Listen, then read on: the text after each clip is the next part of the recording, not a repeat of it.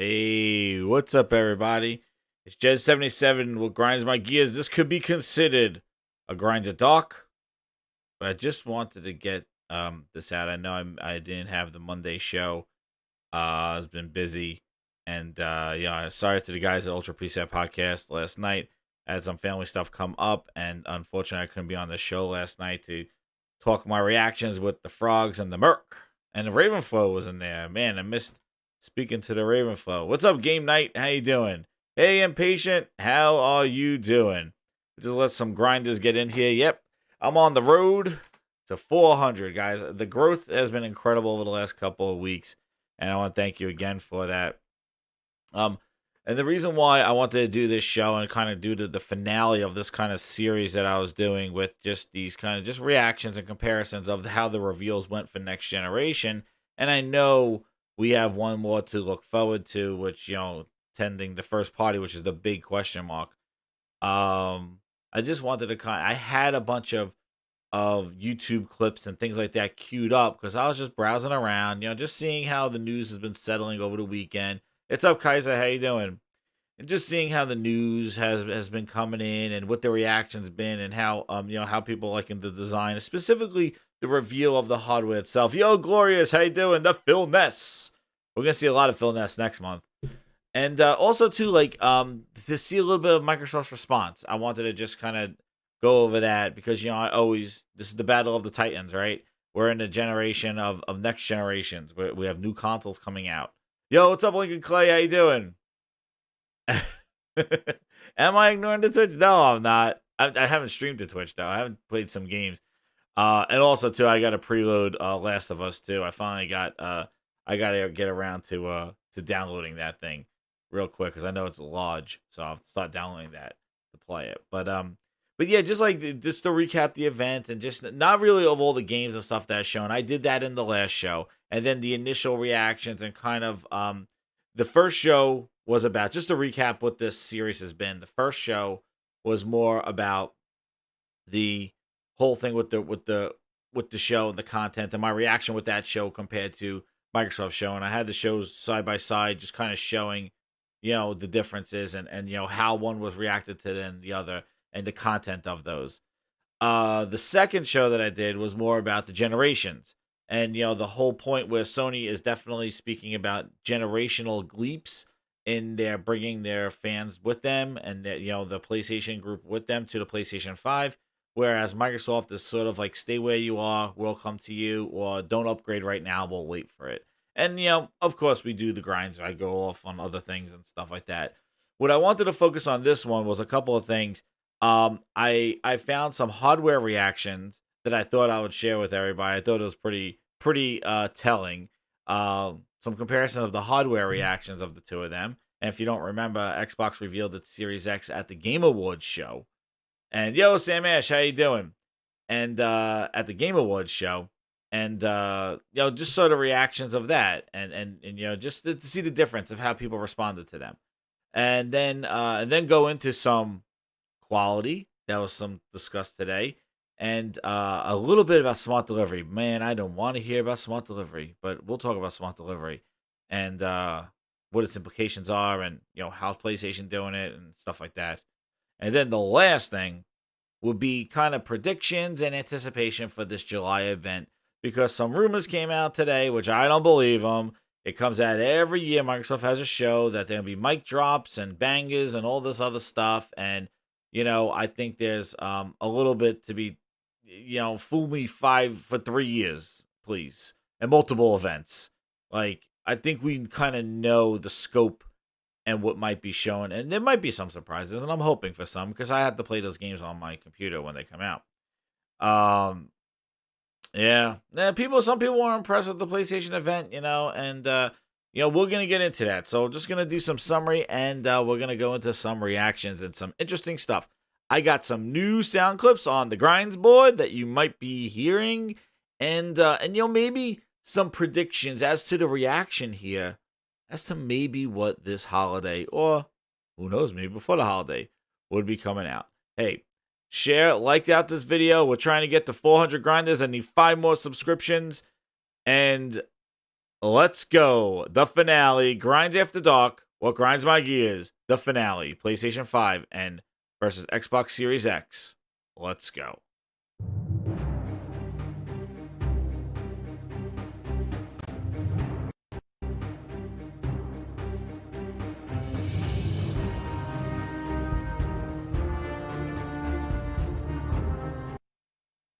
All right, all right. We are here. The grinds are here.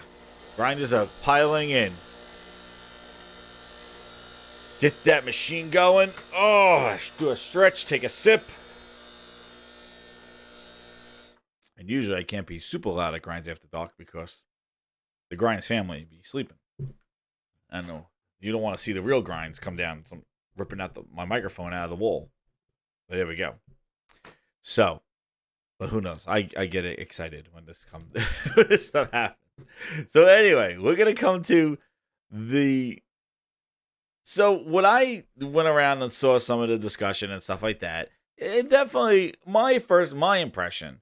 I was very impressed with the event. I went in full expectations. I was like, why not?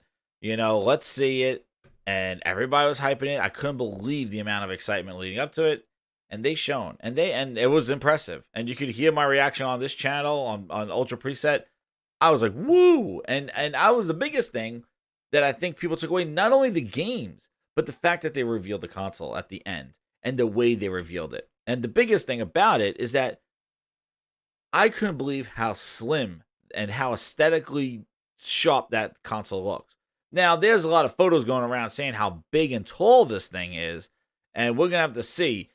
The issue I have with some of those things with how the measurements is everybody's using a drive. The problem is you don't know how far away the camera is from that object to really judge that system. Like, you could have a camera that's close to the object and the drive looks a little bit bigger, and then you could use that to scale. The only way really to find out the scale is if these photos were taken or these images are taken from the same distance.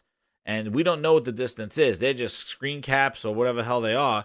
And it's really hard to kind of measure. But I do think that this console might be taller than the Series X. Series X went for more thick, and PlayStation went for the slim look. But I think that I like the futuristic look. I think that it does do something to add value to it, like perceived value, that it looks expensive. It looks unique. Like, if a Ferrari looked like a Honda Civic, I don't know if a Ferrari would be that great, but it has those sleek curves, and the design of it is sporty. There's a special curve and look to the thing. And I do think that it looks expensive, which I think will have an advantage when it's on store shelves or when people see it. They go, what is that? It's a head turner. Whereas the other thing looks like kind of a shoebox or a PC tower that really is not aesthetically pleasing. It might be more functional. But, we kind of come to the line of, like, look how big that Xbox One was. It was just a big box. And, the Series X really is not much of different from that, Oh, the comments are repeating itself? Oh, what happened? Oh, I don't know what you're saying. But yeah, and that was the thing going into it, was that everybody thought, again, just like everybody thought in 2013, that Sony was just going to do the same thing. Guys, hit that like button as you come in. The thing is that the sleekness of it, like, they would think that these things, as powerful as they are, that you would be more industrial design. Like, hey guys, you know what? The aesthetics have to gone out the window. These things are so powerful. What's up, Jemiah? How you doing? The aesthetics, they're so powerful. It's all about venting and cooling right now.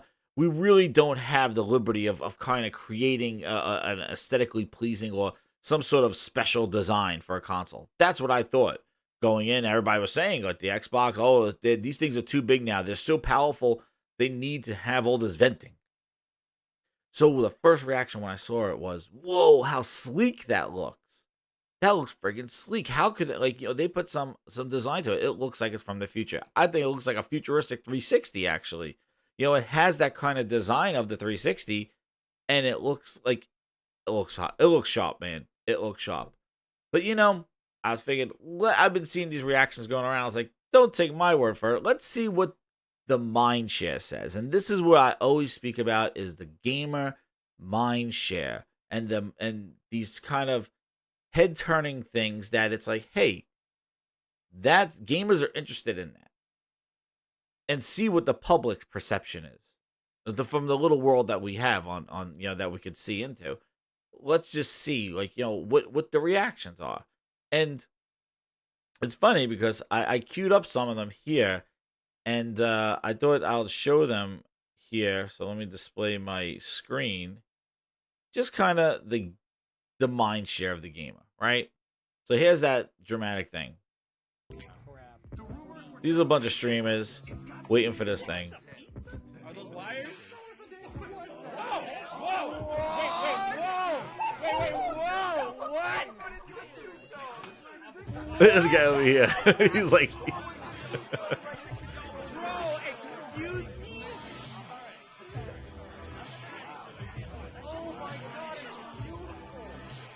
all right? And you like Look, Callie, how you doing? Yeah, see? can you put it on the side? People, this was the general reaction, man. They've been very positive about it. I'm not gonna lie, that looks pretty clean. It's clean. It's sharp. Right?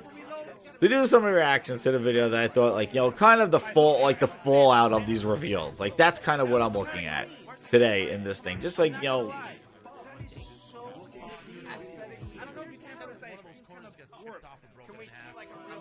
they do the? Yeah, he does the digital one. I like the bumping. And then they go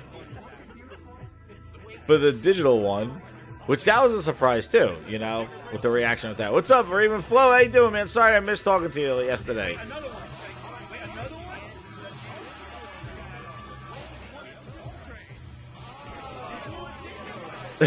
Oh, the digital one. Oh, it doesn't have to be straight. No, there's one that came this. It's really like there's a digital one. So anyway, I got another one here. Sexy? Yo, are you kidding me? Xbox what? Nobody want no Xbox sex. Don't nobody want no Xbox. These are some compilations, man.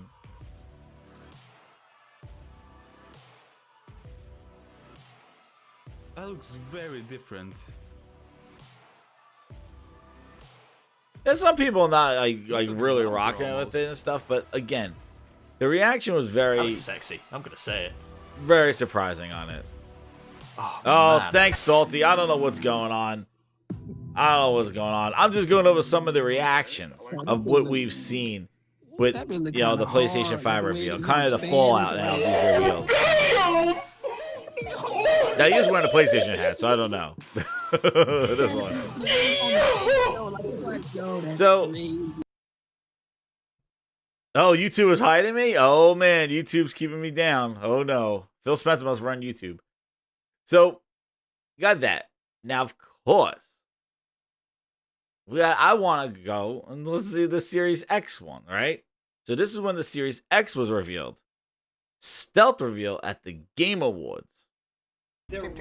What I noticed in a lot of these reveals that I was watching is the name. People will like, what the hell is this? See that? PlayStation 5, that's what it looks like. Go. Listen to this stuff. What are you doing Gandalf too? I don't have actually. So, like, we're going to skip the whole, like, people, like, not knowing what this thing is. Because Microsoft had their whole kind of reveal here, their video reveal. The gold man. Yeah, like the cat, and then Halo. Wait, we're gonna fast forward it to. There it is. Oh, it might be a Xbox. the combination? Xbox Q. That's Oh, they're gonna show their new box? Pillar. They're showing their fucking new box on the stage at the fucking Game Awards right before Christmas? Why would I buy an Xbox One then? Because it's like years and years old. That's a bold move. Wait a minute, it's not the Xbox new Series one. X? Oh. It's not the newest. Wait, Is this the next Xbox? What is it? Is it the next Xbox? It is. So it's the Xbox X. The Xbox. Right? So, and that was my other thing too, like the timing of it. It was just kind of weird how, right before Christmas, they show this new console. It's like, oh, okay. I just thought it was kind of strange. Here's another one. Name reveal.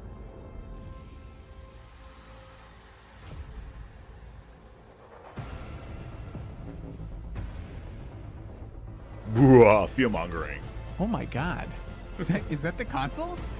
I don't know. Whoa, they're not gonna. Yeah, that's the console.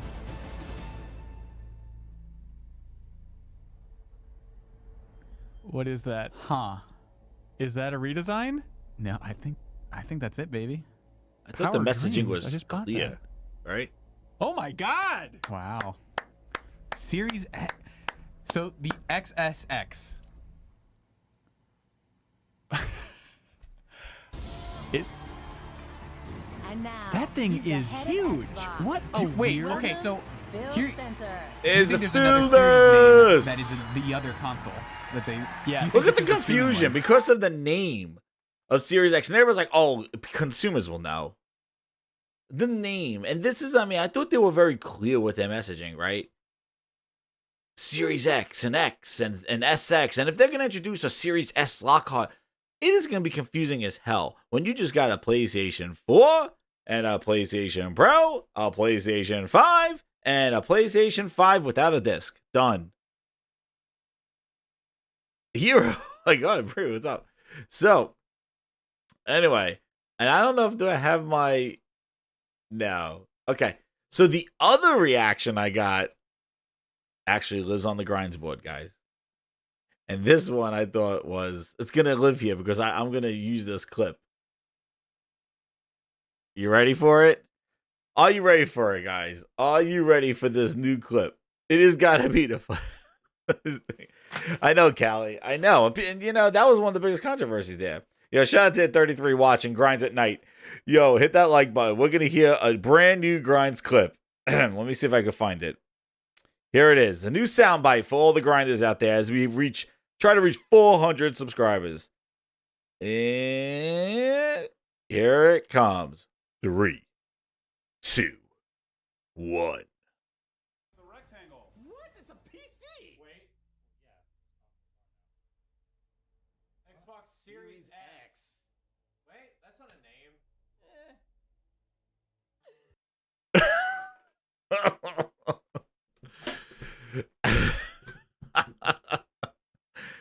Oh, there we go again. Okay, you want to hear that one again? Yo, I don't know why. Is it because my comments are double? Why are they doubling? I have no clue. Oh, they're doubling on... Not on YouTube, though. On Restream. I don't know what the hell they're doing. Nah, they're good on YouTube. Oh, it's kind of low? I'll fix that. Because we're going to need to hit that with some impact, right? Wait, hold on. Stream Deck. I got to increase the volume to it. Hold on. That's why it's rough. It's rough right now. Here we go. All right. Let's see if it sounds better now. The rectangle. What? It's a PC. Wait. Yeah. Xbox Series X. Wait, that's not a name.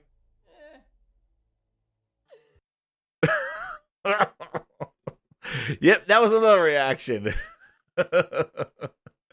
Yep, Game of the Generation does come out tomorrow, Wraith. Yep, and yeah, and you know what else? I got another grind reaction on here, and you might know this one. Think about where this event is from.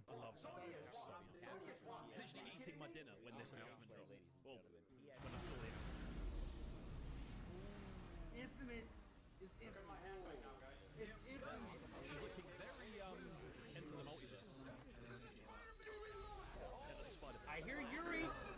What is going on?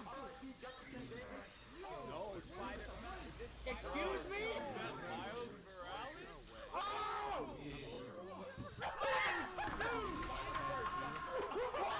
happening? Oh my god! Yes, dude! No!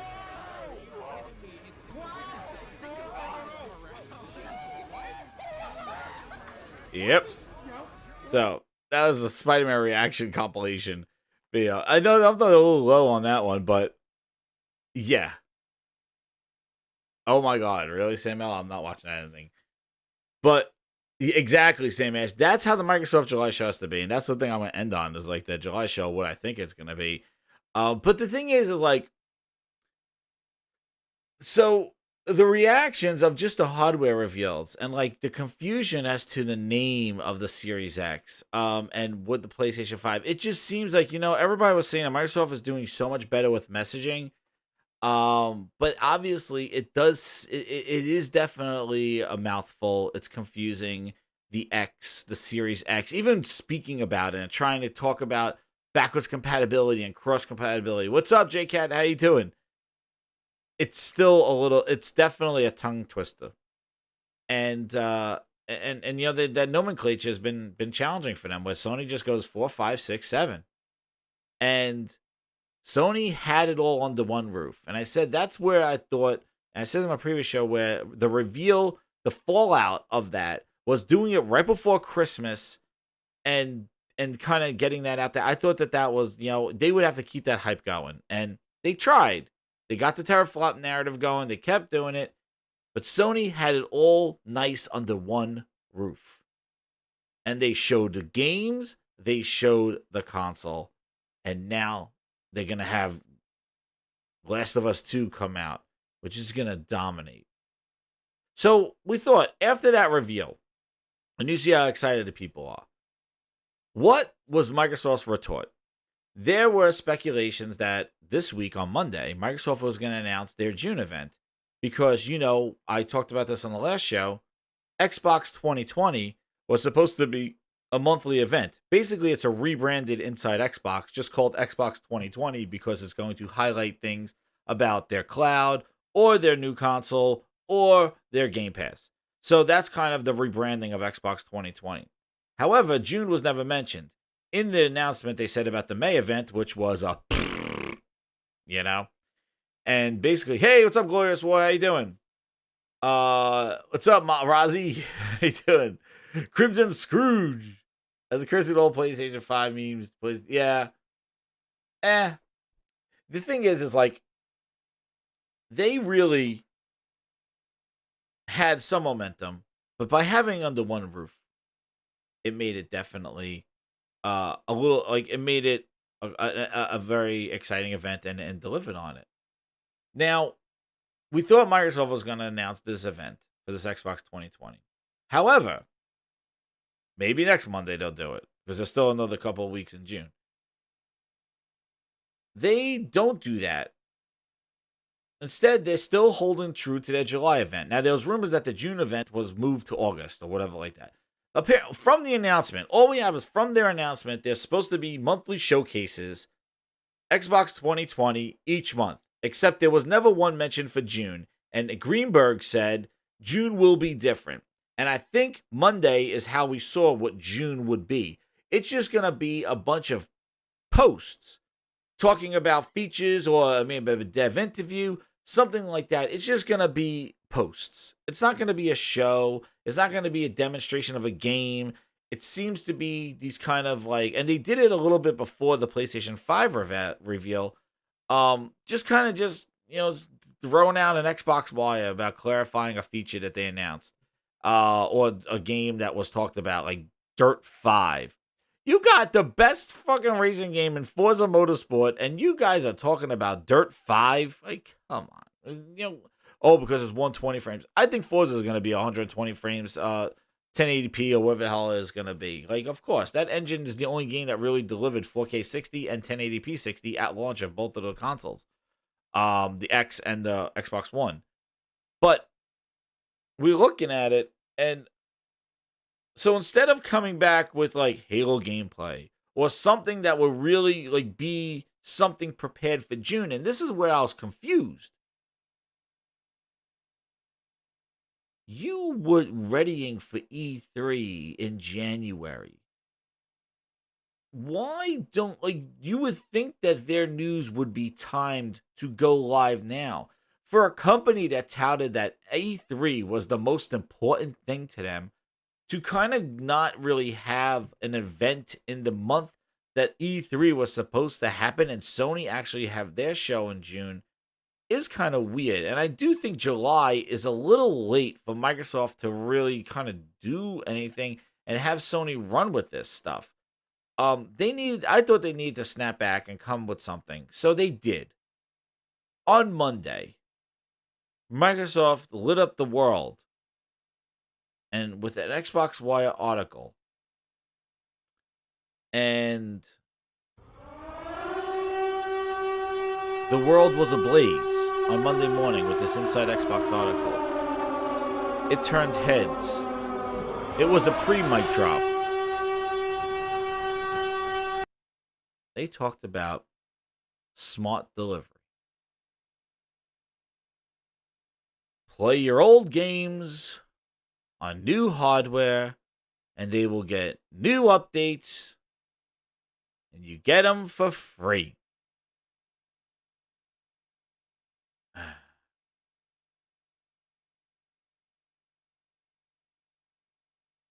I don't even know what sound code to play for it.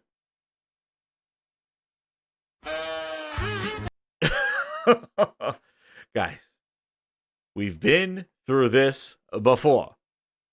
The Xbox One X, the whole 2017 was we will give you 4K updates for free.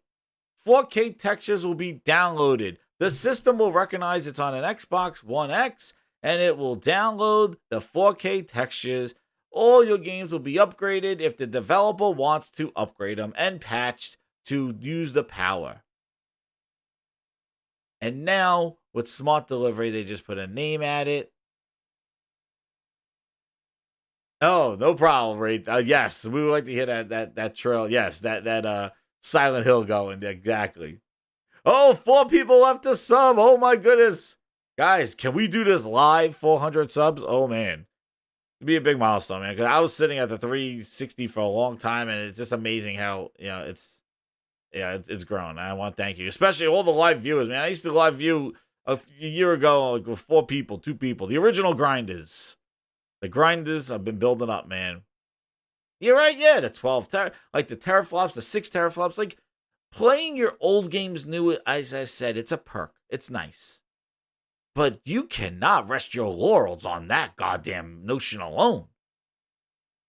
Especially when your competitor, which that will be probably a rant for another day, because I'm waiting for the July event to see what Microsoft is going to do. And then, but it is about the games, Raven. It is. And Sony spent a show showing next-gen exclusive games and even next-gen third-party exclusives. 2 things that we've heard for over a year and a half that Xbox was not doing and Sony was going to copy them. Why would Sony leave 110 million PlayStation 4s behind? It doesn't make sense to just put a PlayStation 5 exclusive game. Why would they do that? Well, they did it. Because that's what console manufacturers do to get people to buy new consoles. No way.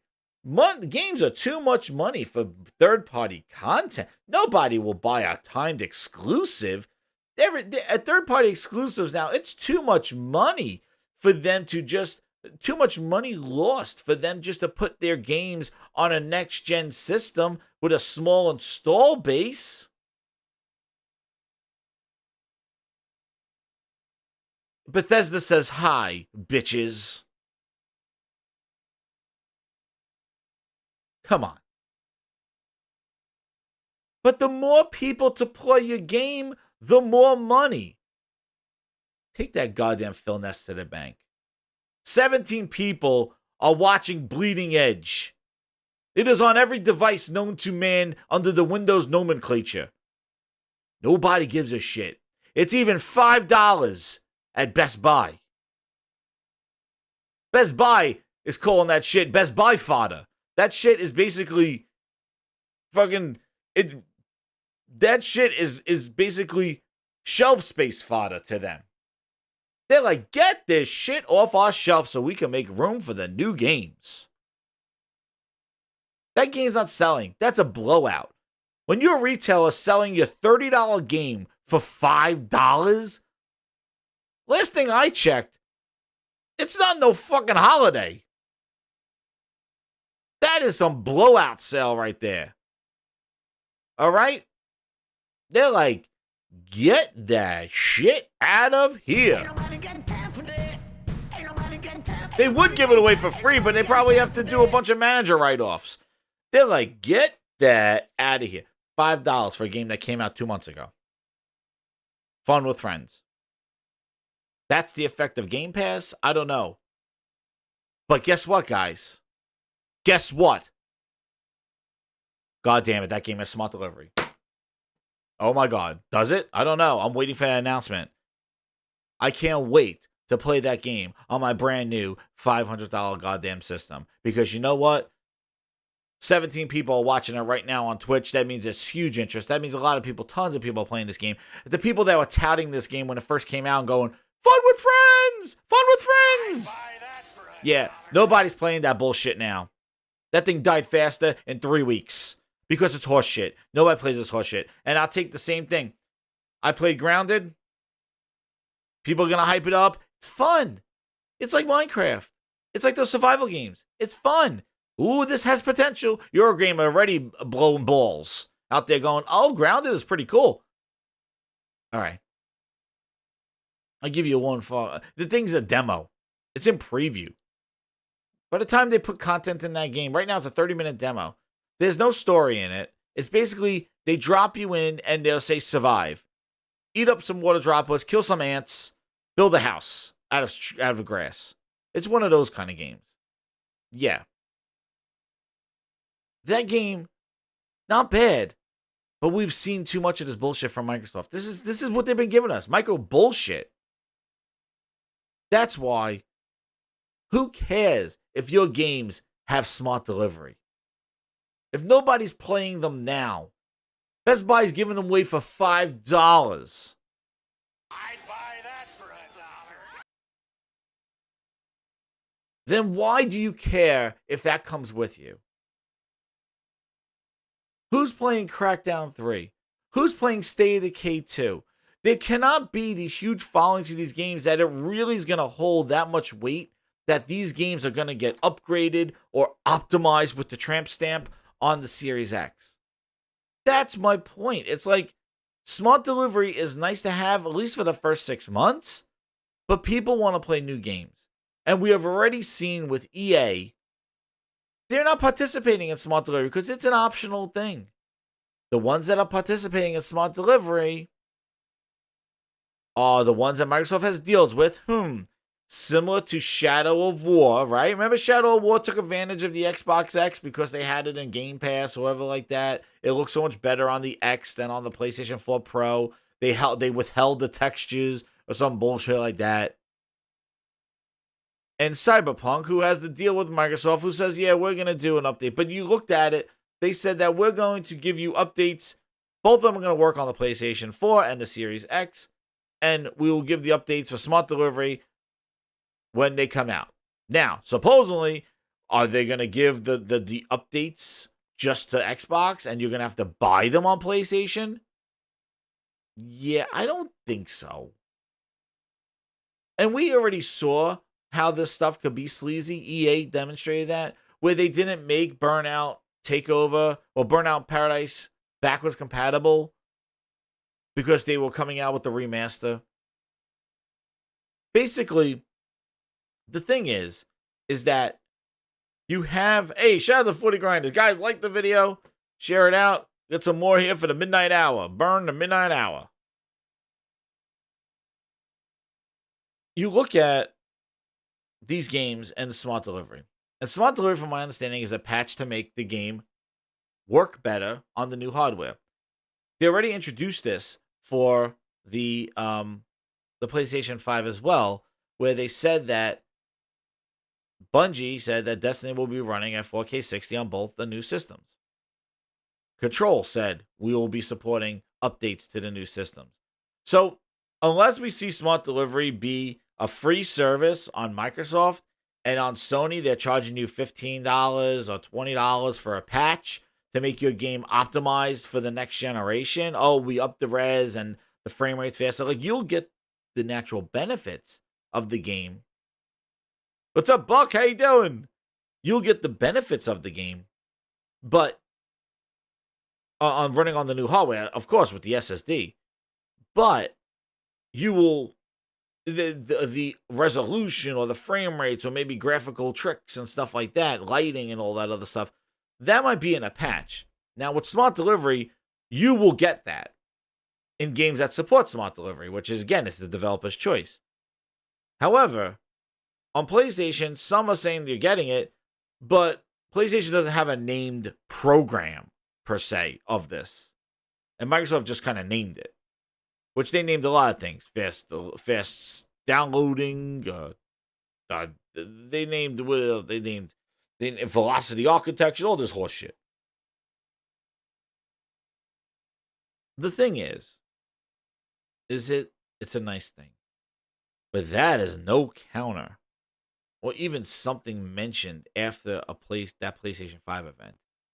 The first thing you jump to is smart delivery. Again, play your old games better.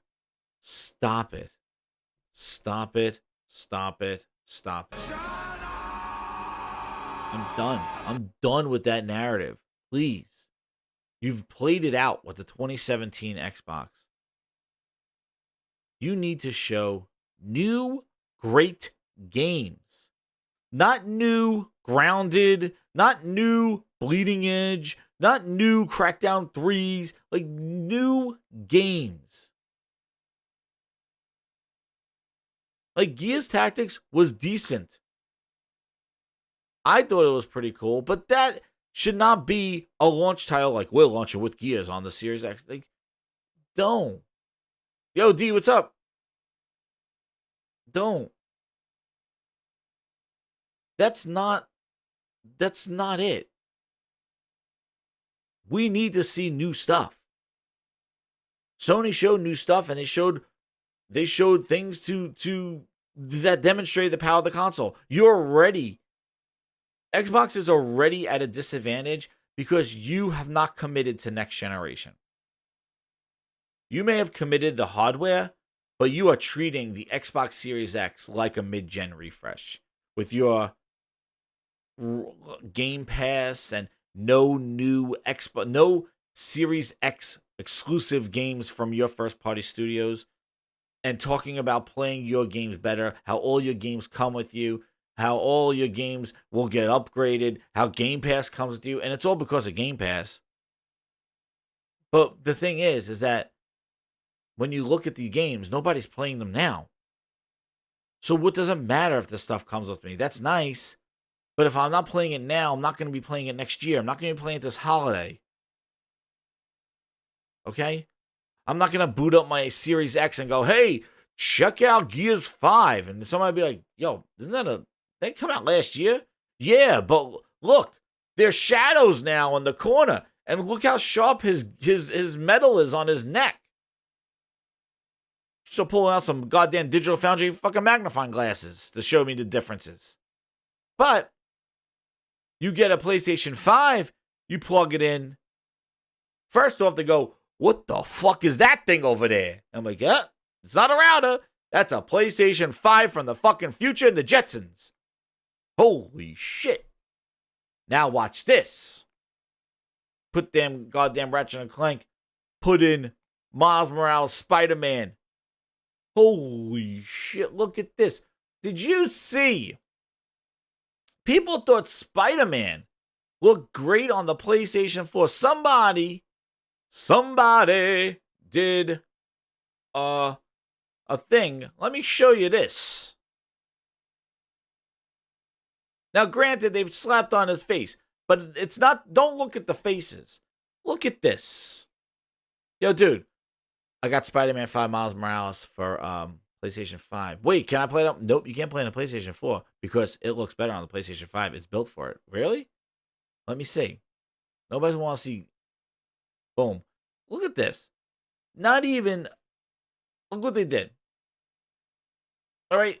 Just the lighting on the costume, because the head was superimposed on top of it, but you can get a detail, like, of what the model looks like. The two of them. But just look at the lighting of it. The pink is over here. The blue is on his face. You got the blue and the pink. Look at the lighting, the realistic of the lighting compared to the lighting on the suit here. Not the face, because the face was put in there. But look, the lighting is not there. You know? New games. Yes, they might be sequels, but they're games built for the PlayStation and the new hardware. That's all we want. That's why I was really bummed out in January when Booty opened up his hole and said, like, we're not going to make games for the next 2 years for the Xbox One. And I'm like, what? You're not going to have a next generation exclusive at all from your first party? That's true. They're going to support their other parties. Like, and he didn't say some games. He said all games.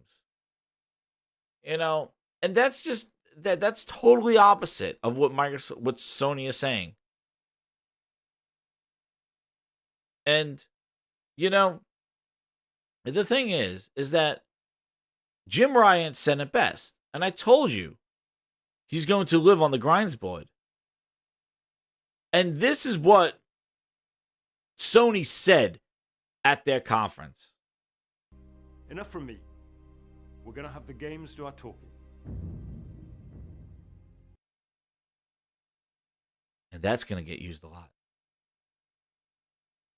Because that's exactly what I want to hear. I don't want to see Phil in shirts. I don't want to see what shirt he's wearing. Enough from them.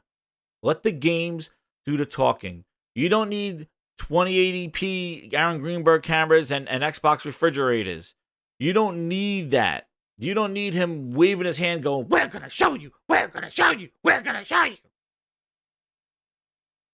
Him running around in a friggin' Ori costume. You don't need that.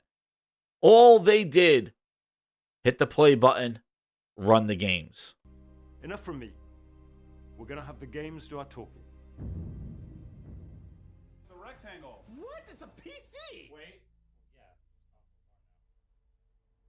Xbox Series X. Wait, that's not a name. Enough from me. We're going to have the games do our talking. Boom. And that's what they did. And the thing is, Miles Morales is a separate game built for the PlayStation 5. I'm considering as like the Lost Legacy or Spider-Man 1.5. It's going to be a taste, a transition game that's, I think, is going to be huge to have at launch. And to have that game marketed with your PlayStation 5 with a PlayStation game. Now, whether it's $60 or $40, I don't think it really matters too much, but it's definitely going to be a smaller game. But the fact is I said they should have done this with Gears 4. They should have had some Gears 4 campaign or a $40 expansion like Lost Legacy, like the Frozen Wilds, something like that. But Lost Legacy was its own thing. Frozen Wilds was DLC, but like Lost Legacy, basically they should have had something like that for Gears to demonstrate the power of the X. But they didn't. They had Lucky's Tales and Crackdown delayed till February. Oh shit. So, yeah. To take Spider-Man, to build it for the PlayStation 5, to have as Miles Morales, and to build on that character, to basically make them together in maybe Spider-Man 2. That's amazing. It progresses the story. It demonstrates the power of the PlayStation 5, so you're able to show what the PlayStation 5 could do to a game that we're familiar with. And it's an amazing brand that you'll have associated at launch. Almost as big as Halo. Probably bigger than Halo now, because Halo has been on the downswing. It is. It's been posting. Oh, I know. My duplicate on here. I don't know why it's doing that. It's the hype button. It's the hype button. I don't know why it's doing that. It's something with Restream, but whatever. We could just say that the finale is it's the hype button. It just doubles everything. That's what it's doing. At least it's not doing it on the live chat. It's hype. Everybody's comment gets a like. Basically, it gets double hyped. So now we go to the backwards compatibility, and we talked about the smart delivery, and that's how Microsoft tried to come back. And you know, and we talked about the quality of the games. And then Horizon 2. Now, they just announced today they're targeting 2021. I'm thinking that comes out around February. Just like they had that Infamous come out, Horizon 1 come out, right in that February time slot. It's a hot time. Boom. You're fresh off the holiday. You got your PlayStation 5, and boom, here's Horizon that's going to blow your head off. Boom. Meanwhile, somebody's like, hey, you know what? I'm going to throw that Bleeding Edge back in again. I heard it got a 4K patch for the Series X. I can't wait to see what Bleeding Edge looks like now on my Series X. Is that what Microsoft's going to do? Are they going to just patch old-ass games and say, hey, you want to know what, guys? Major Nelson will do a show in January. Hey, you know what? They already did Sea of Thieves. State of K2 is getting optimized for the Series X. Hope you're excited. Oh, I can't wait to boot that game up again. And we're going to get a year of that bullshit. Meanwhile, Sony's going to drop Horizon Zero Dawn 2. There's a different mind frame. There's a different approach. And I like Sony's approach because that's a true generational leap, a generational console. All right? I don't want to sit around and wait for, oh, you want to know what? That game that we gave you later, Crackdown 3 is getting the optimized for Series X. Come on. Really? We're going to do this again? Again? We just did this with the X. They basically used a whole year of the X to just regurgitate old shit and go, guys, Major Nelson got some news. Yeah, those games, yep. Master Chief Collection is going to be running in 4K. Got a patch. Come on.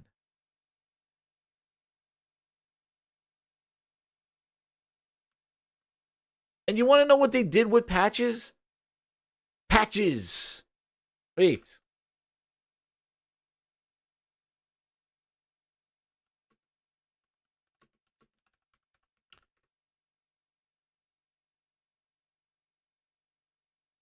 What they did with the patches? They patched old-ass games.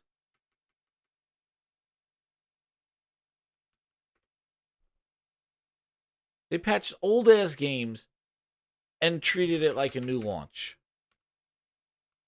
And we're going to do that again? Again? We're at the Microsoft store right now in New Again? York. We are incredibly excited. This Conan O'Brien, holy shit, look what they brought out. They brought Ronda Rousey out to play a patched Halo Master Chief Collection. They got a 4K update. Shaq. Look, he's playing 4K updates to old-ass games. It just makes every game look really beautiful. Holy shit was pretty much my first reaction. Oh, hey, I'm just, Dude, they were playing the same old-ass games that were patched for the Xbox One X. And what? We're talking smart delivery? We're doing this again? This was a global launch for a mid-gen refresh. This was a global launch for a mid-gen refresh. The PlayStation 4 Pro was released in a back alleyway with Mark Cerny. This is for a mid-gen refresh to play Lucky's Tales in 4K. The Rock was there. Xbox One X. Happy holidays.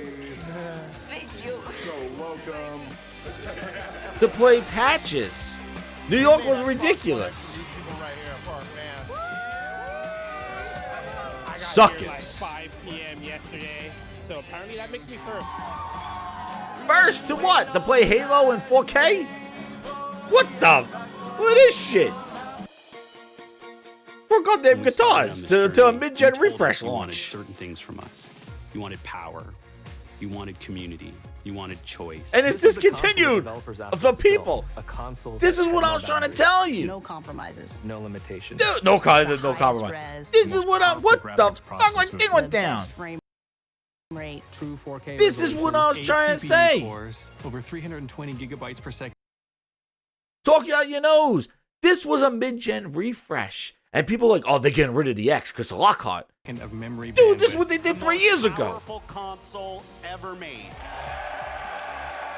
This console is 100% for you guys. For you guys, for the next 2 years. You cash it in. It's an immersive experience. You can see every single detail. Dude, they're playing Gears 4. Gears 4 came out the year before. They're playing old games with patches. There was no new games that were released except for Lucky's Tales. It's the most powerful, like, amazing device ever. It's incredible. She's playing goddamn Lucky's Tales. Do you see? Do you see? This. She's playing Lucky's Tale. This is the only new game that came out for the Series X. For the X. But we're doing this. She's playing on goddamn dev kit. I'm just so excited. This group of people here. He's gone. Built Xbox One X. The cringe. Yeah, see, they know exactly what this is. It's just There's the chip. Those dudes. There's Tim Dog. These dudes are playing. He's gone. These dudes. He bought a goddamn varsity jacket to the goddamn mid-gen refresh. Celebrate the fans. Number one, they are what really drive us. Goddamn backflips. There's no way to overstate just how important the fans are for Xbox. They're gonna do backflips for mid-gen refresh. Look at this. 4K, baby. True power. Where you going? What are you playing? This was my question. What's powerful? You're going to go play Master Chief Collection because it got a patch. It's a monster. It's a beast. Yeah. The 3-year-old beast has a 3-year lifespan. Holy sh. And guys, they're doing it again. You want to know the one thing that wasn't in this global launch highlight? Enough from me. We're gonna have the games do our talking. Yeah. I didn't see one motherfucking game in that highlight. Did you? So let's hype up smart delivery. You know what? The most powerful. These guys love smart delivery. OBJ, fuck. Odell Beckham Jr., he loves it. Ronda Rousey, Shaq fucking loves it. It's the best I've ever seen. It just makes every game look really beautiful. Holy was pretty much my first. They love it. Oh, hey, I'm just Mid shit. I know, telling them I have an Fucking, Xbox One X. she loves it too. Look, they got a Lamborghini. They built a house in Australia. Guys, this is mid-gen refresh. They're doing this again.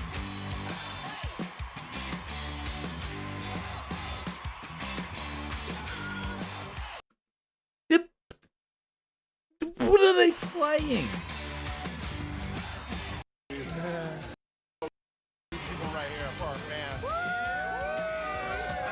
Greenberg's like, I gotcha. Sucked is another one. I got here like 5 p.m. yesterday, so apparently. This dude got there 5 p.m. yesterday to pick up a mid-gen refresh for what game, sir? What game? For the patch to Shadow of Mordor? For a patch to Forza? I mean, that makes me first. First for what? To play Madden and 4? Like, there was no new games at all. These fucking guys. These guys. When we started on this journey, you told us you wanted certain things from us. Dude, I swear, they're going to take the same thing, just add Series X to it. We've been through this before. You wanted power. Well, oh, wait, there's a game. What game is he playing? Let me see. What game is he from us. playing? You wanted power. Yeah. So this came out in November. Where's my goddamn Google? Where's my fucking Google? Wait a second. Hold on. Shh. I gotta find Google. This is Shadow. What is this? Shadow of War? Shadow of War? Shadow of War. Right? Let's see. Shadow of War. Okay. Shadow of War, the game that this guy's playing right now, right? Came out. Now, when did the Xbox Series X launch? When did that launch? Hold on. I think November 15th, right? Series X. See, again, Xbox One X. Launch. The hell did it launch?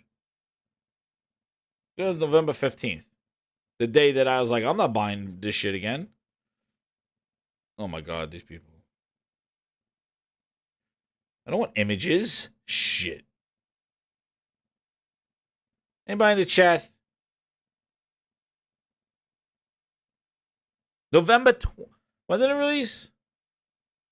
November 22nd, right? No, that's the Xbox One. November 6th? When the hell did it launch?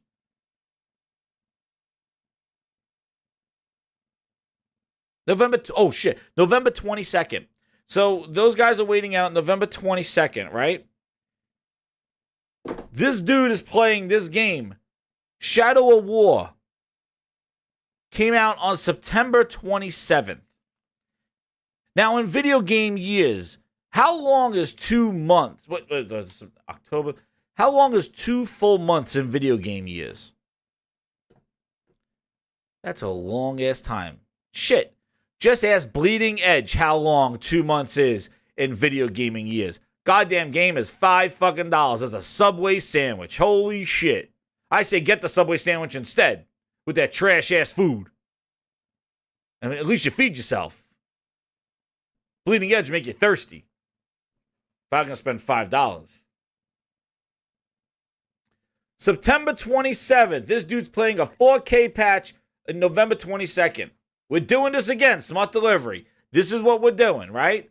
Old games on new hardware. This is the future. And what? You use all my money to throw a goddamn block party like this bullshit? This is the console the developers asked us to build. A console that had no boundaries. We're not doing this again, dude. They did this already. The most powerful graphics processor. Buck Rogers, you're correct. The sandwich does have better value. And a Subway sandwich for $5 will give you more entertainment because after you eat it, you'll probably have a glorious shit that'll be more exciting than Bleeding Edge. Okay? Especially if you use the $5 to get one of their teriyaki chickens or something. That thing goes straight out the ass. That thing goes right out the ass. So you'll have more entertainment buying that than buying Bleeding Edge for $5. So spend your $5 at Subway, teriyaki chicken. You'll be fed. You'll have a good shit. Entertainment galore. Now, Smart Delivery. We're at it again. That's what all this was. They were crying, celebrating, pictures, Ronda Rousey's. Where's this? I gotta know where this guy did the fucking backflip. This dude. Dude, did they drug everybody before this thing? Mid-gen refresh to play patches of old-ass games. I was sitting here. What are you playing, Sir Backflips? What are you playing?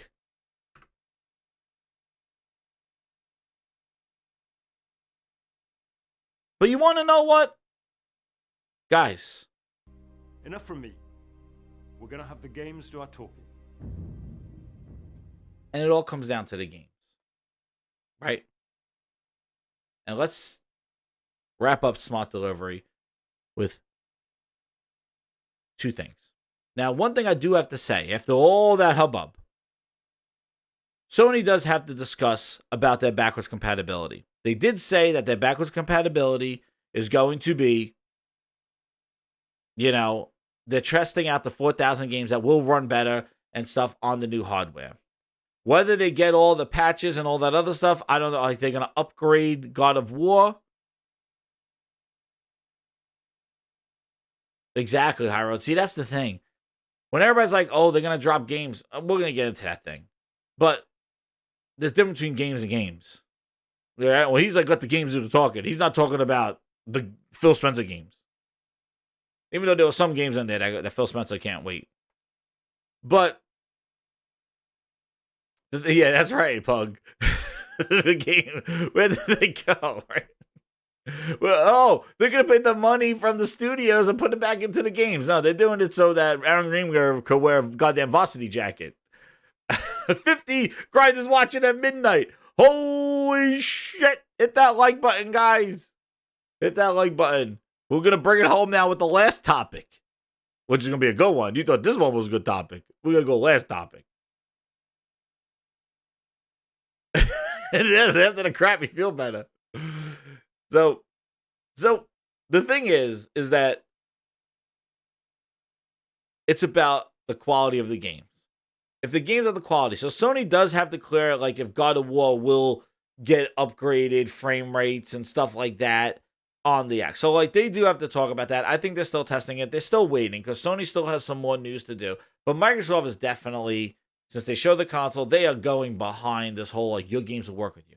And you want to know why. A lot of this whole play old games on new stuff, it's because of Game Pass.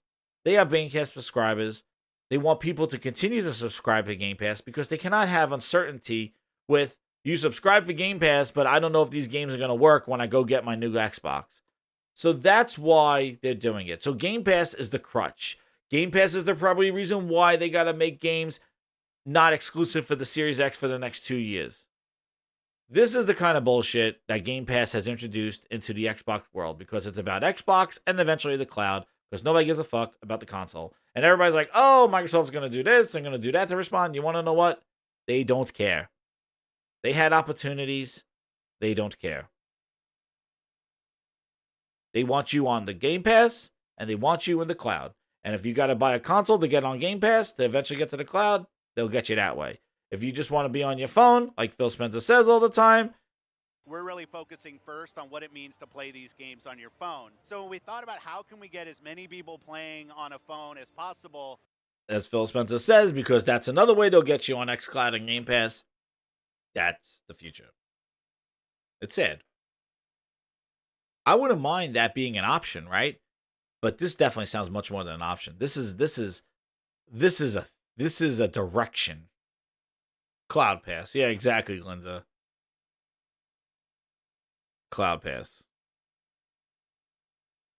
That's what they're working with. But that's the thing.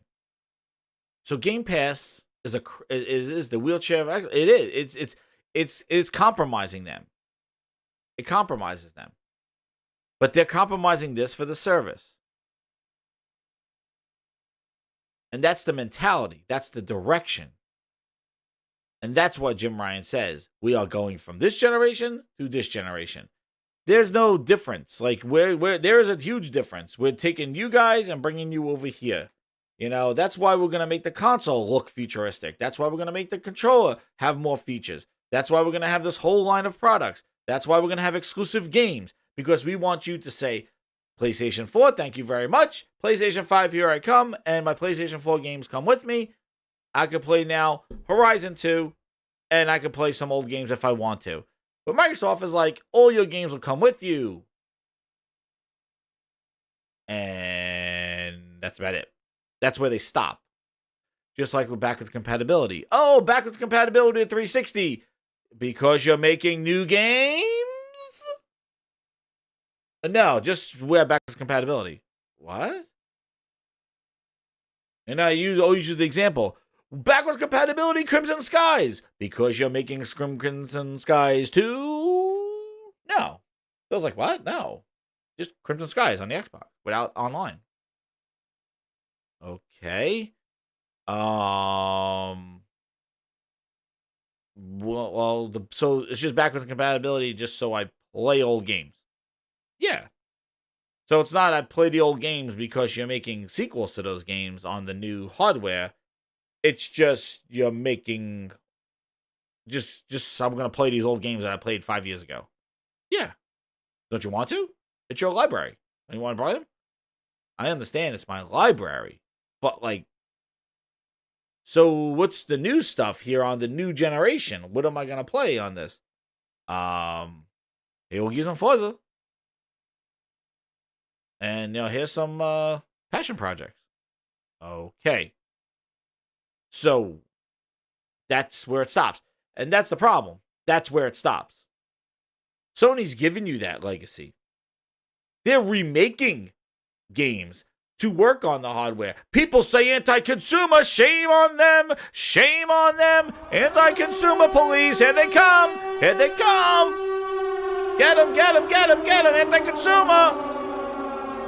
They're making new games for new systems. Anti-consumer. Get them.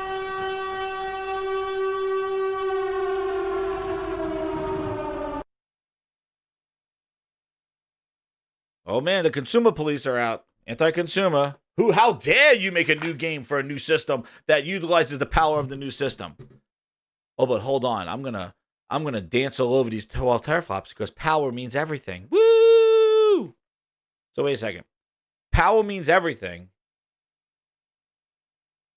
The IOs and all the bullshit about that. Power's everything. But one company is taking the power and making games for that power to demonstrate the features and games and features of that console. That is anti-consumer. But you play your old shit and wait for a patch. That's your gaming future. And like I said, if these games that Microsoft built of a legacy of quality games that people play to this day, then maybe there's some leverage there. But the biggest problem is nobody's playing your games right now because nobody wants to play them. They'll hype them up for a couple of days and then they go into the $5 bargain bin at Best Buy. After people got them for a box of Pop-Tarts or $1. Man, welfare gaming at its best. For what? You think they're dumb? You think that when they made that passion project of Bleeding Edge, that they were expecting that game to be $1? No. That is all the bait to get you guys to subscribe. Because when the Pop-Tarts run out, the Phil Ness kicks in. And that's when he goes, $15, please. Oh, you want xCloud? $20 a month, please. $15 a month, please. Or if they really start putting bangers in the service, you think Phil Spencer's giving it away for $1 on Pop-Tarts? No, he's not. So enjoy it now, but you're getting the games that you're paying for technically. And enjoy. But the thing is stop hyping up those games, the games that people don't want to play. And you want to know what? Let's see the difference of what I'm speaking about. Because you know what? You come here for the Grind's opinion, for my opinion, the Jez 7780's opinion on stuff. But you know what I do. I'm a consumer. I see what's presented to me. And let's see what our friend Jim Ryan says. I'm not going to give you that clip again, but he goes here. Basically laying the smackdown on the Phil Ness with his gymnast. Exclusive games are obviously one point of difference between our system and others, said Ryan during the interview. But I really call out the criteria of quality rather than necessarily exclusivity. And when I look at our worldwide studios, it's really the quality of the work that they produce that counts. That's Jim Ryan's stance on their first-party games and quality. Phil, do you have something to say about your studios and quality? Means when I think about Xbox, I'm going to think about quality games. We have work to do there. We haven't done our best work over the last few years with our first-party output. That's always been a hit on the company on that. Whenever I hear some criticism. Yeah, I don't know if I'd say always. Like I think we've gone through times. Not to throw mud on you, but I have to know that's a fair. No, I think it's something fair to say. It is fair to say, and it is.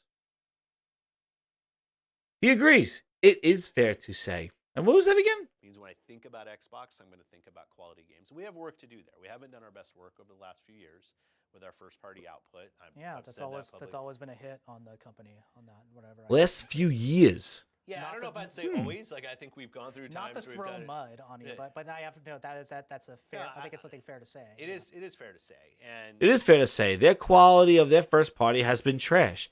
And you know what? That's not the first time he said it. He's always been saying we got work to do.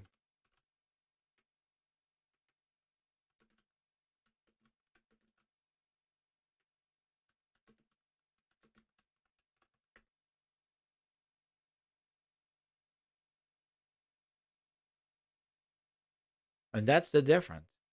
He acknowledges about the quality. And that's right, Hyro. Microsoft's a software company. They're trying to sell services and Game Pass with shitty-ass games from the mouth. when I think about Xbox, He would like it. quality games. We have work to do there. We haven't done our best work over the last few years.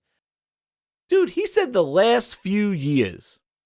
In those last few years, he tried to sell you 2 fucking consoles. We haven't done our best in the first party quality. So tell me, guys, to round this out, 51 goddamn grinders, thank you very much. Hit that like button. We're bringing it home. So now, the story is quality. They've been not doing well for a couple of years. And guys, if you have not subscribed, subscribe to the Grindhouse. I don't even know if I hit the 400, but we're close. We're like 2 away. So, they bought studios. Hey, thank you, Crosshairs. Thank you for subscribing. Well, you the 400 person? I don't know. I have to get to my grinds. Oh, almost 3 more people. My God. Anyway. So now we're coming back. And now we're going to come back full circle. And it's about quality, right? So they buy the studios. Now we're going to talk July event and what I think for the July. But what did they buy, really? Right? What did they buy? I'm going to tell you what they bought. They bought studios. For their first party. Oh, shit. You knew he was here. You smelled him. You heard him. It is our good old friend, hashtag Bootylicious. Woo! He's going to tell us what their studios are making. Stay tuned. July for bangers. Hellblade is a great thing to point out as an example because it is just a great example of the kind of game that we are looking for from the studios that we've acquired recently, which are, they're not going to be 90-hour AAA games, but what they are going to be are things that are super well crafted, that will have as close to AAA production values as we get, but we're going to scope them so that they can be done well by a smaller studio. So I think, to me, the magic of Hellblade is how well it was built, how compelling its story was, but it is a masterful bit of design constraint and scoping, so that what it does really well. And it's, it's not a 100-hour game, but the 10 to 15 hours gameplay that it is really, really well done. And so I think for us, it was more of a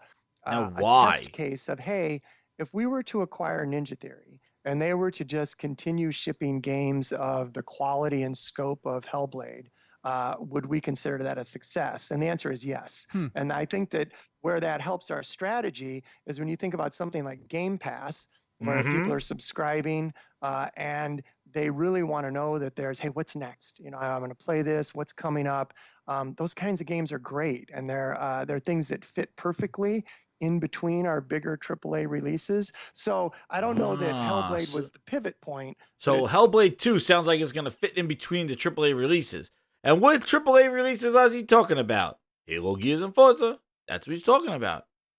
Unless they throw Fable in there. Halo, Gears, Forza, Fable. But it doesn't sound like these studios they acquired are making are going to be like what Insomniac is doing. Here's a huge Ratchet and Clank game, and here's Spider-Man, son of a bitch. That's one acquisition with 2 launch titles and making Spider-Man 2. That's an acquisition. This guy bought a bunch of Hokey Dokey studios to make a Hokey Dokey games. And they're still going to make Halo, Gears, and Forza, but now they got Game Pass fodder studios. I liked Hellblade 1. But Hellblade 1's not getting people to buy consoles. It was a nice game for $30. Well, wow, looks great. Played all right. It was simple.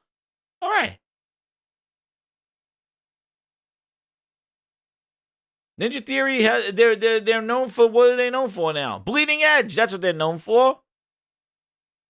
I thought Bleeding Edge was a travesty. They should have saved it. They should have not released Bleeding Edge because Ninja Theory was riding off the high of Hellblade.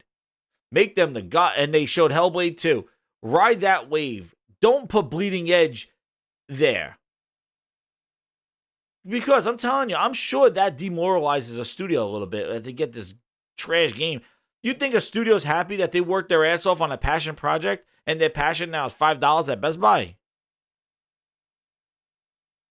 Best Buy wants that shit out of there. A goddamn USB cable is more expensive than Bleeding Edge right now. Fucking USB. You could buy 2 copies of Bleeding Edge for a price of probably 1 USB cable. That's crazy. Oh, I know, if I was working on that, my passion would go right out the fucking window.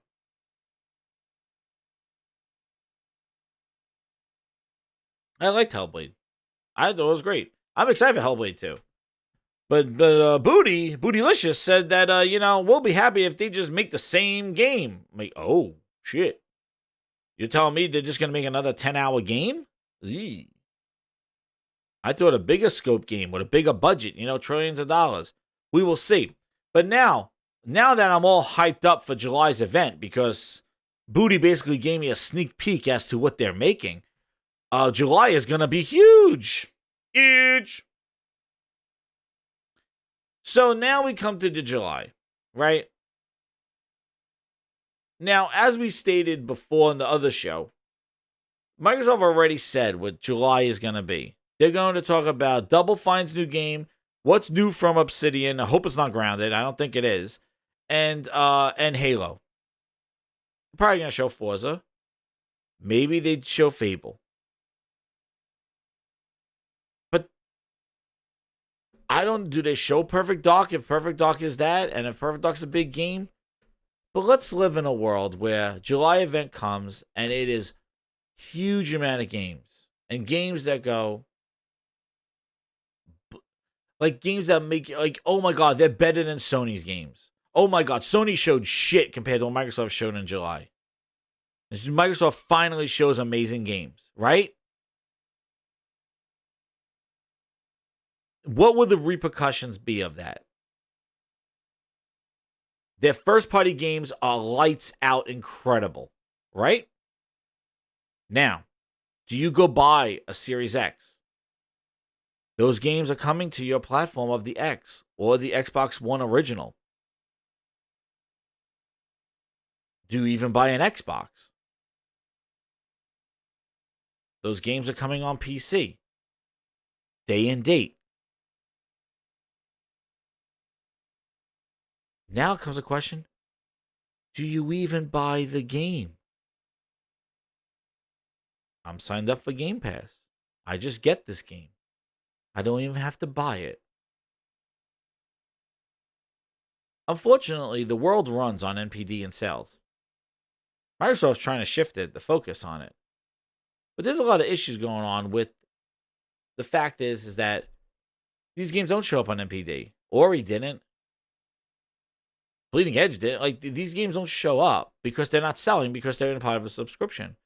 But even if Microsoft has a lights out show with amazing games, the policies and mind frame of them have basically what I've been saying for the last 2 years had destroyed the brand. Everything that they have done to build an Xbox, nobody is buying. Like, you watch that PlayStation reveal, how many people are going, I'm buying a PlayStation 5? because they see a game that they can't play on anything else besides that system. It is a simple consumer, yes, I'm buying it. Exactly, Impatient. Write this down, he says. Hellblade 2 will flop at MPD, but Microsoft will still say it succeeded because they have 1 million people logged in and played it in a week. Exactly. And who said it? I'd buy that for $1. Pug got it. Pug got it. So, like, Game Pass, the cloud, the subscribers, like, would Microsoft invest the money that Sony's investing in their first-party games? Like, you got to say, the Horizon Zero Dawn 2, a huge budget, totally opposite of what Matt Booty said. Not 100-hour games, not 80-hour games, small, like 10 to 12-hour games. Why, Matt Booty? Because of Game Pass. Microsoft's looking more for quality and quantity. But the only way that you'll get quality and quantity at the same time is by making smaller games. You're not going to put a game that takes you 5 years to make and put it in there for a box of Pop-Tarts. Just so you gain some subscribers for a couple of weeks, and then that game just goes away. If you're going to make a huge game, then you're going to make it in a way where it trickles out content, or it's a Sea of Thieves model where they add content over the few months to try to keep it refreshed and new. That's the world that Microsoft lives in, and that's a world that I can't believe they went all in on it. I wish this was a side project. I wish this was a game for Windows Live, and I know PC guys will cringe. But I wish their pursuit of this was more balanced than what it has been. And I don't know if Satya just was going to scrap it and this is the last-ditch effort. I don't care. All I know is that I invested tons of money and time into the Xbox brand and believed in it and bought it this generation. And when the games dried up and they started talking all this other stuff, I went where games were. And that's on the Switch and PlayStation. And on PC, actually, too, where I could dab into Microsoft's games. So if Microsoft makes amazing games, I will play them on PC because that's the option they give me. Free Xbox Live, free game chat. Like, we've been through this before. So all the workings, the sins of the father, say, leading up to the July event, even if they show the amazing games we've been asking for the Xbox brand, it really, really does. Like, it might make more people interested in it, but given the options that they've provided, and on top of that, you'll play it on your phone, it's not going to have Series X's fly off the shelves. The last thing that they can announce in July, and what I'm hoping they announce, Halo has to show. Halo is the biggest thing that will if Halo shows, I think people will be interested in Xbox, or at least in the game. I can't wait to play Halo if it's good. But I hope it's not compromised for Game Pass. And right, Game Pass, Impatient. The thing is that Game Pass is good to cover bad sales. Game Pass is good for certain types of games, small games like Grounded, game like Bleeding Edge that nobody will really buy. Game Pass is great for that. But when you're putting Gears 5, they took a hit with Gears 5 in Game Pass, even though it dropped off faster than Gears 4. And their updates for Gears 5 dropped because of compromise for Game Pass. Like, the thing is Gears 5's content has been really slow. No really new maps. Like, they did 5 new maps. Meanwhile, Gears 3 at this time had 15. They kept that community going. And Gears, they put it out and it was broke. The patches, there was an update to the National a month ago. Like, dudes, these games come in hot. That's another problem with Game Pass. They're willing to put games out with lack of content, lack of features, things like that, and we'll patch it later. Minecraft Dungeons, it doesn't have cross-play. Okay, it doesn't have cross-save. Oh, shit. Yeah, we'll patch it in later. Last of Us 2 is going to have a patch. But come on. That's not a patch like, oh, the ending's coming soon. Get the hell out of here. That's right, Buckrat. 1,200 people working on lattes at Halo. No, I told you the last episode who's working on Halo. They got 1,199 people going to lunch, and they got one guy making Halo. That's what they're doing. Everybody else is going to lunch. I play Gears 5 thanks to Game Pass. Like I said, I paid $100 for Gears 4. I paid $1 to play Gears 5. From somebody who had 5 Xboxes. 5. Xbox on every TV in my house. I went out and bought 2 Samsung TVs because Series S told me about HDR and 4K upscaling. Come on, don't bullshit me. No, yeah. 4K upscaling and the Xbox One S, as in sucker. Yeah, 4K upscaling. So I bought an HDR. So I bought 2 Samsung 8000 series TVs, a 55-inch and a 60-inch. I'm staring at the 55-inch right now. Games didn't look that good playing this close.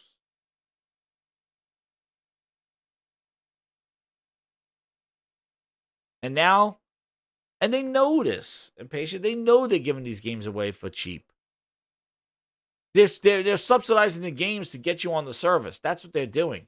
So you think that they're going to put out top-notch games that they know they're just doing that? No. They're not going to put out a huge budget. They're not going to put out a Horizon Zero Dawn or Spider-Man or God of War or anything like that. Why would they put that in a service? And that's the question that I always ask. Could a game like Spider-Man, like Horizon, survive in a world of Game Pass subscriptions? And as Matt Booty said here, no. The studios that they bought are there to make small, focused games to sit in between their AAA games. So, that's either Halo, Gears, and Forza, and maybe the Initiative. And maybe now Obsidian. I guess, Obsidian. The Initiative supposedly has 44 people. We got more people watching the stream. I got more grinders in here than the Initiative has. I don't know. So the July event, I think, is going to have games for Game Pass. And I think they're going to have some third-party deals. Now, you know, Microsoft third-party deals is them just putting a logo on something, because Sony had Bethesda timed exclusives. Like, holy shit, you got third-party exclusives, which I was told don't exist anymore. People will never do that. Well, Sony got them to do it. That's what happens when you sell consoles. That's why console sales mean something. So when you say console sales don't matter, well, then you don't have leverage to get timed content and timed exclusives, because Microsoft's not going to pay that extra money for their uncompromised system that's not selling. They're not going to pay to get the exclusivity because they don't find value in it, because they got to probably pay you so much more money to compensate for the sales differential. That's why when you have a leading platform, you have leverage. They could go to Bethesda and go, you know what? The Deathloop, get the fuck out. 6 months. I wanted 6 months over here. Phil Spencer would have said, Bethesda, I want Deathloop 6 months. They go, Phil, I need one of your balls. And $3 million. Why? Those guys over there got 110 million consoles. How many you got? I got PCs, and I'm not making no fucking PC port. I'm making a console game. Okay. Yeah. You don't have the leverage of it. That's the thing. That's why console sales matter. Now, if this PlayStation 5 flies off the shelves, PlayStation is going to have more advantage than ever. They already do. They got 2 exclusives from Bethesda. A Project Athia, whatever, Athia.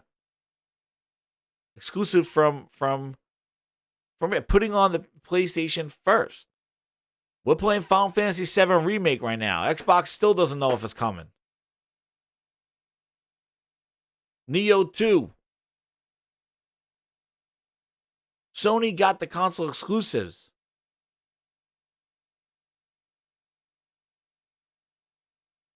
Eddie T. We got 45 people. Microsoft might have to buy us and make a game. It'll be a quadruple A game too, Eddie T. It's not going to be no passion project. Fuck that. But yeah, I thought third-party exclusives were over, right? No, my Phil says they're done. No, that's what I mean. Phil says that they're done with third-party exclusives. That's Microsoft's problem. Everybody else is doing GOG. Man, fucking Nintendo got goddamn exclusives of the Marvel Ultimate Alliance 3. They'll never put a Marvel Ultimate Alliance 3 just on a Switch. What about everybody else? No. Everybody's doing it, Phil. It's your problem because it doesn't fit your model. See, that's what people don't tell you. They think that what Phil says is the future of gaming. What they don't tell you is that Phil's model has failed.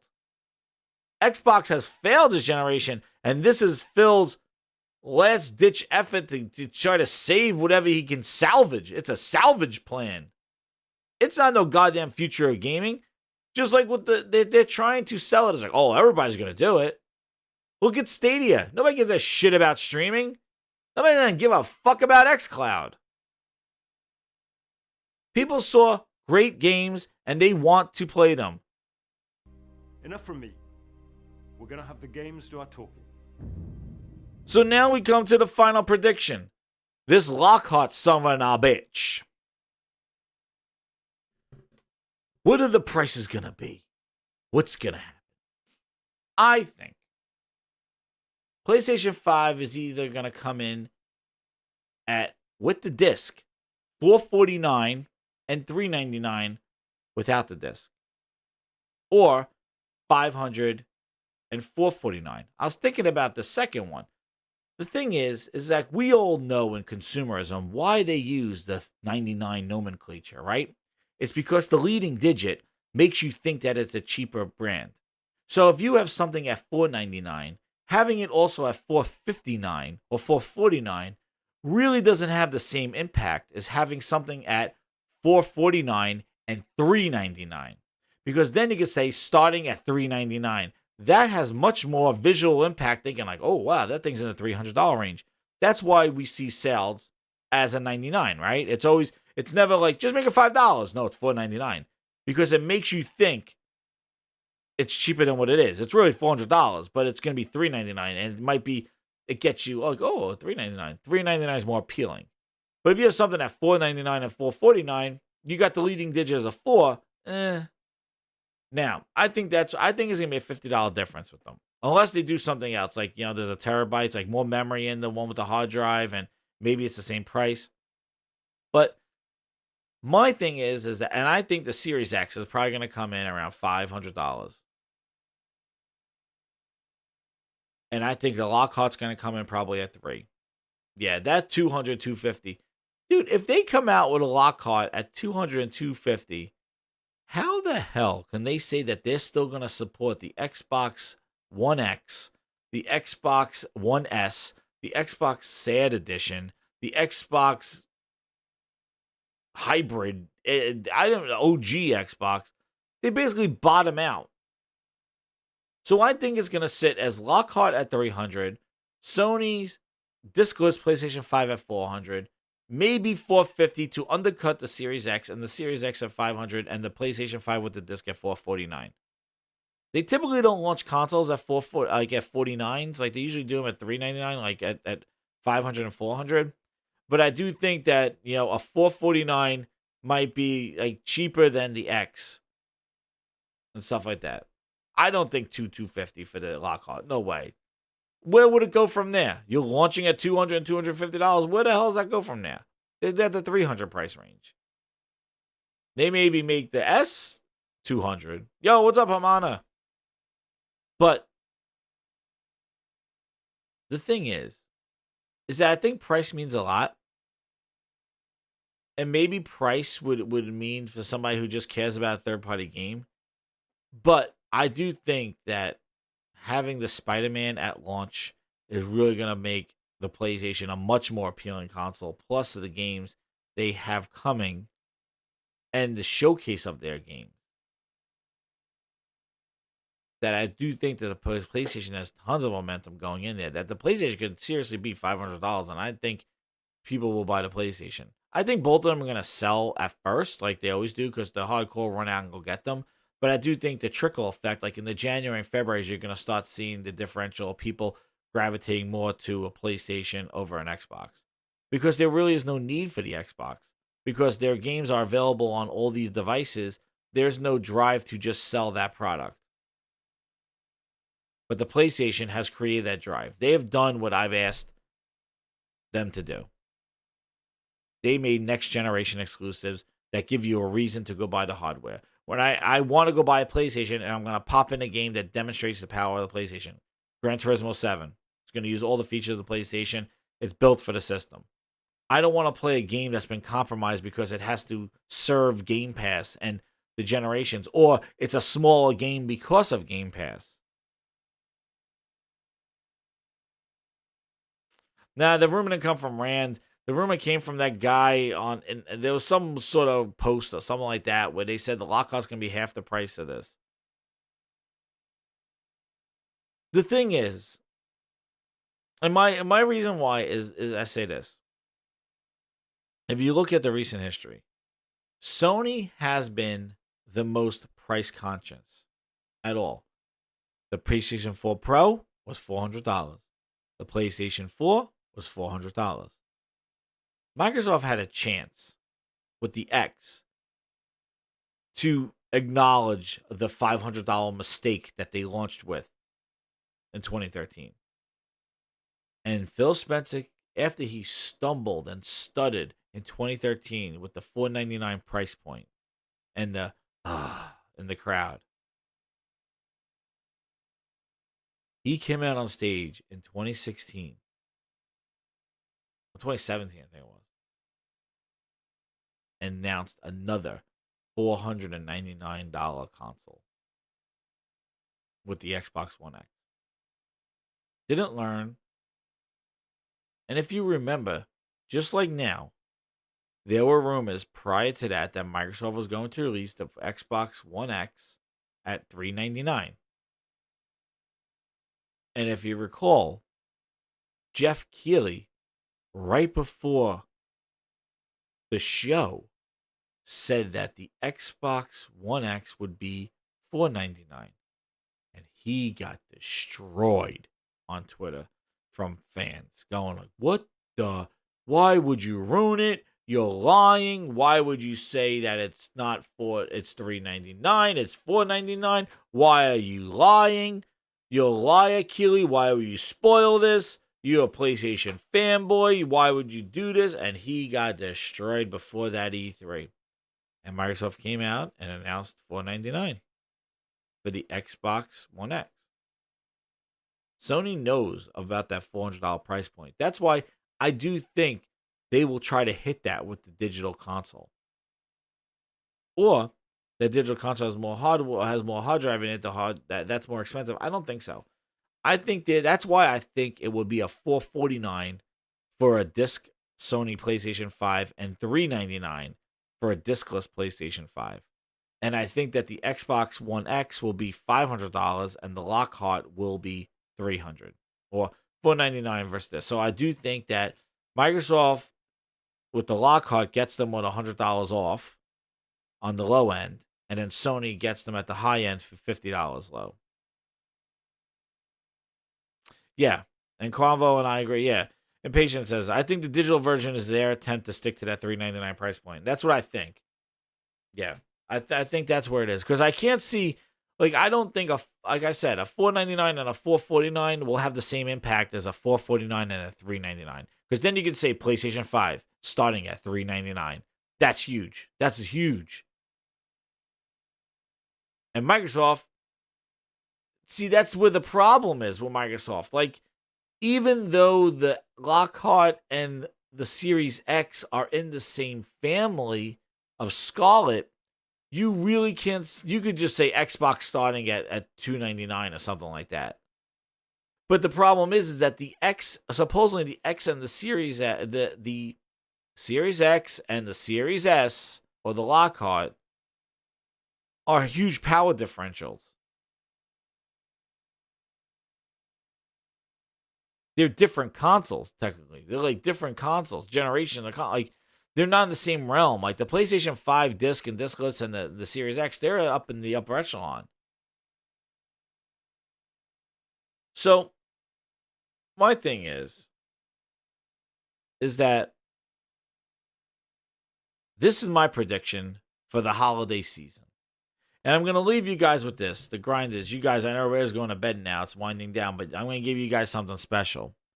And I'll lead off my next show with this for the grinders that missed it.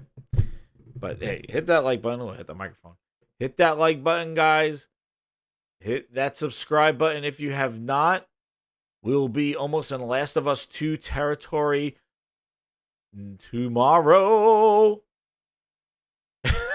Sick of this shit again.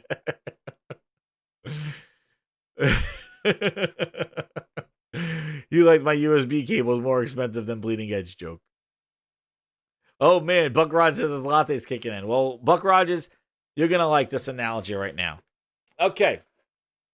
This holiday, 2 consoles will be launching.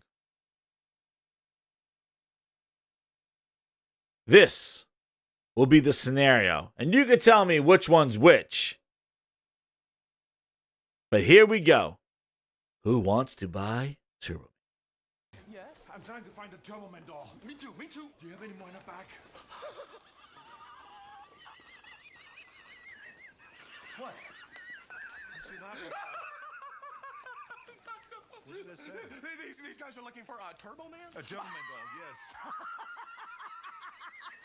They're looking for Turbo Man. That's asking for a PlayStation 5 right there. These two are looking for a Turbo Man.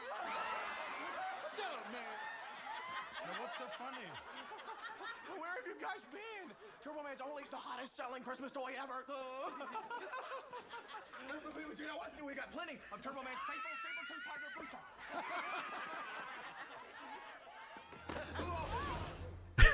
Yes, I'm trying to find. So they don't have PlayStation 5s in stock, but guess what? They got Booster. We got plenty of Turbo Man's faithful saber-tooth tiger booster. I don't want the Series X. You know what? Nobody likes you, Booster.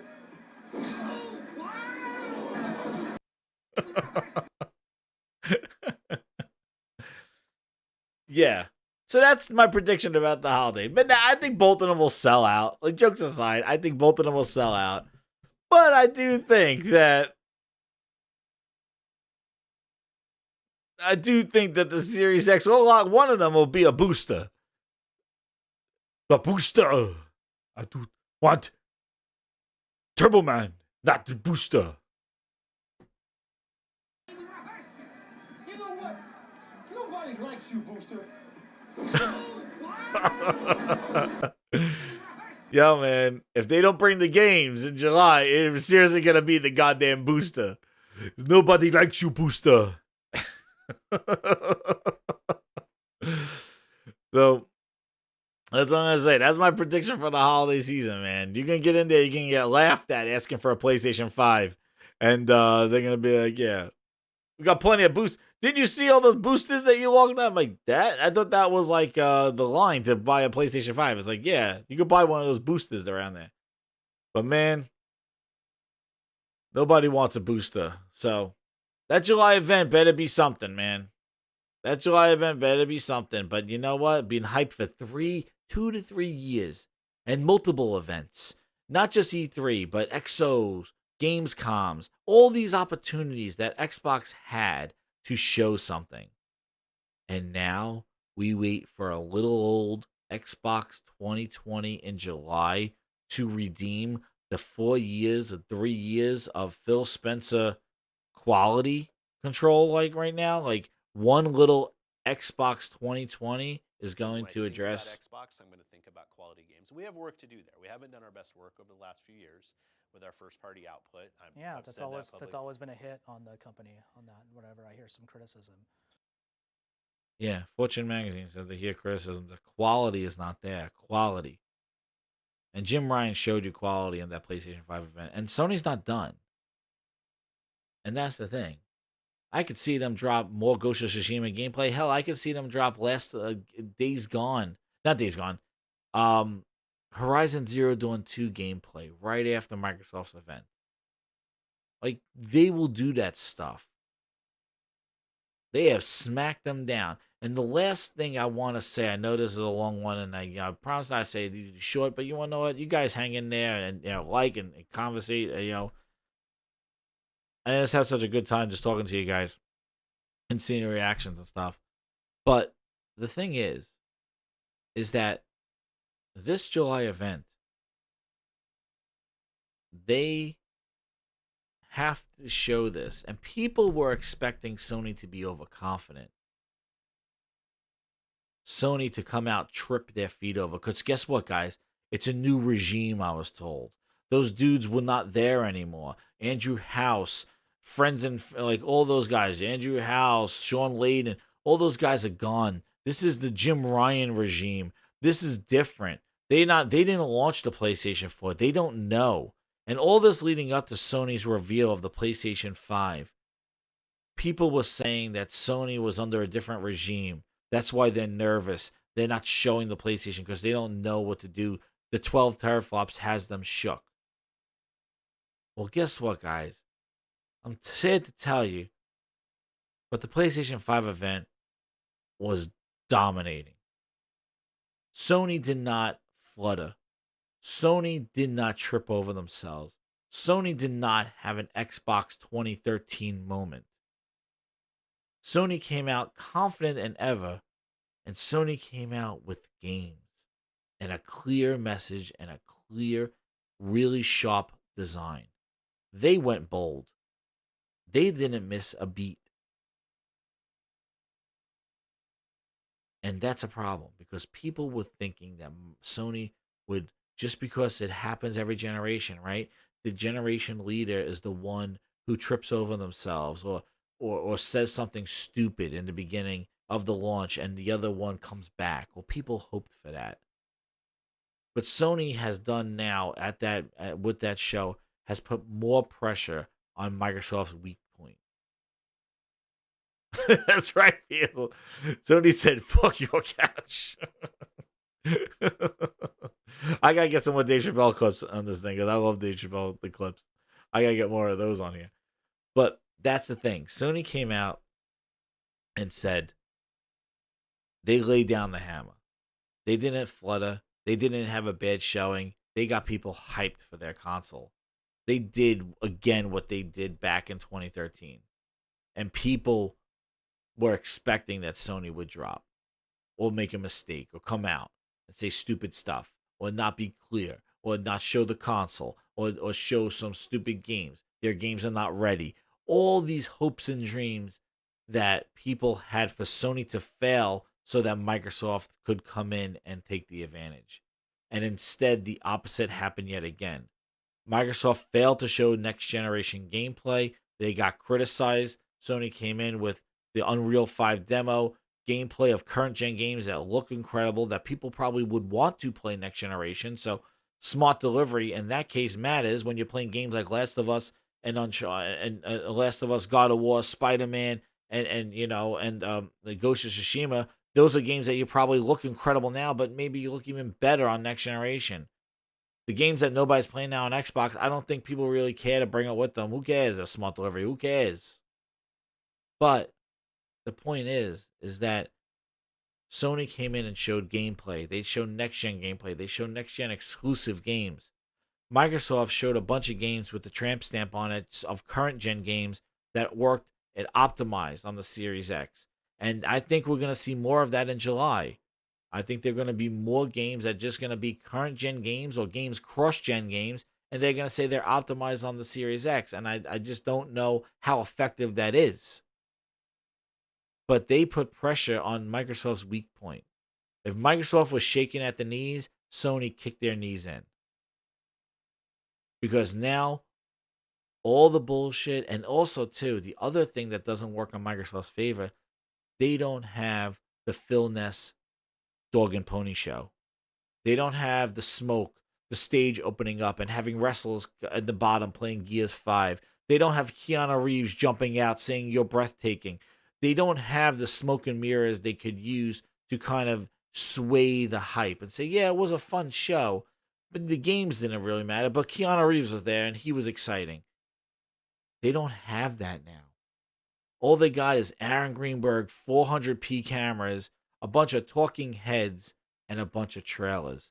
So with that, Microsoft doesn't have all that stuff. And what they finally are going to have to do is what Jim Ryan said. Enough from me.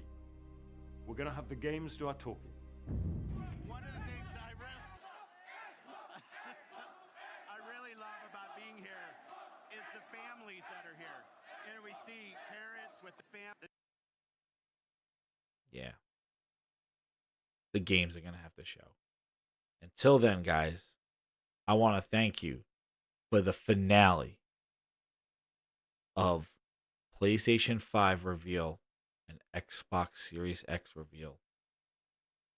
The grinders have been showing up, over 50 tonight.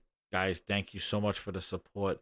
Hit that subscribe button, hit that like button, and we're going to go into next generation together. Grinders, baby. Let's go. Thank you again, everybody. Shout out to everybody that showed up. For those doing a photo shoot for the July event. That's right. Oh man. Well, I'll be here. We'll be doing some more shows. I got some more topics that I definitely want to cover, but I appreciate you guys hanging in there, and wish everybody safe and have a good night. And let's try to get those subscribers over to 400 and just keep going into next generation, baby. It's going to be fun. It's all about the games. Talk to you guys later. Thank you again.